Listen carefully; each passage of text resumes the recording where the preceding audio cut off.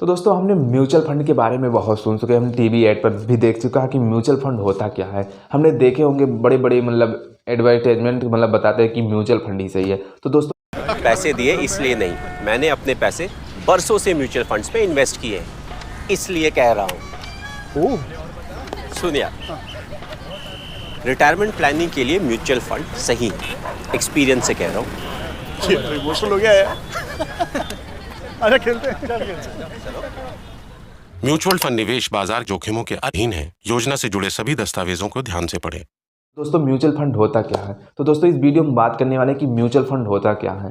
तो वीडियो में एंड तक बढ़े नहीं, अगर आगे बढ़ने से जान लीजिए। अपने भाई का नाम my name is Veer and आप देख रहे हैं वीर एल्डन। चैनल पर नए हो तो चैनल को सब्सक्राइब कर दीजिए।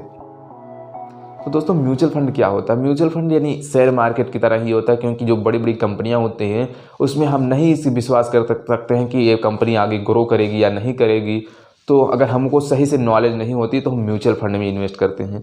म्यूचुअल फंड में यह होता है दोस्तों कि इसकी जो 10 साल 20 साल के इंसान के तजुर्बे होते हैं, एक्सपीरियंस होती है, वे लोग आपको कंपनियां उनकी बनी होती है कि ये म्यूचुअल फंड की। तो उसमें हम आपको उनको पैसे देते हैं, हमारे पैसे को अच्छे से ग्रो करके हमको जो उसकी ब्याज होती है वो हमें वापस कर दिया करते हैं।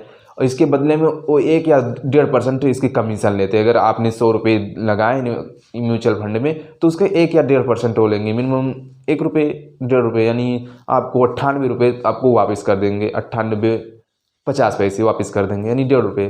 फिर भी ये देखा जाए लॉन्ग टर्म में और बड़ी अर्निंग के बाद में बात की जाए तो ये बहुत ज़्यादा, अगर हम करोड़ों में बात करने लगे तो इनकी लाखों की परसेंटेज बनने लगती है। तो उनका यही फ़ायदा होता है।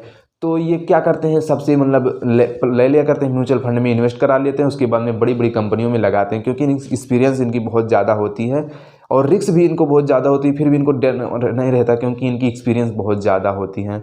तो इसमें म्यूचुअल फंड में इन्वेस्ट करने के लिए हमको बहुत ज़्यादा पैसे की ज़रूरत पड़ती है, इसीलिए हम कुछ लोग तो इन्वेस्ट ही नहीं कर पाते हैं म्यूचुअल फंड में। इसी के साथ में इसको SIP आती है। इसकी SIP की मतलब होती है सिस्टमेटिक इन्वेस्टमेंट प्लान।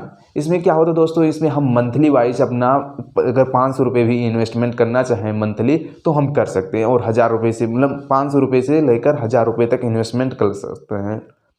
अगर हम 1000 रुपये की देखें तो मंथली इन्वेस्टमेंट करें तो हमारे 12,000 रुपये मंथ 1 साल के हो जाते हैं।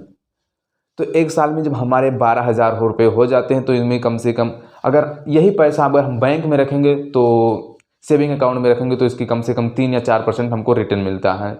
और अगर हम FD करा लेते हैं तो 7 से 8% हमको रिटर्न मिलता है। अगर हम म्यूचुअल फंड में इन्वेस्ट करते हैं तो हमको 12 से लेकर 15% तक का इसके रिटर्न मिलते हैं।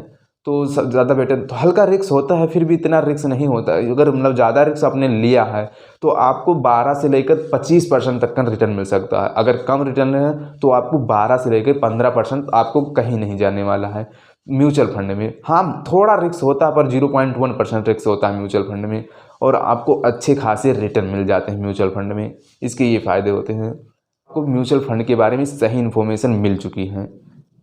के लिए हमारे इसके वीडियो के लिए हमको सब्सक्राइब कर दीजिए, वीडियो को लाइक कर दीजिए। फिर मिलेंगे ऐसी वीडियो के साथ, तब तक के लिए जय हिंद जय भारत।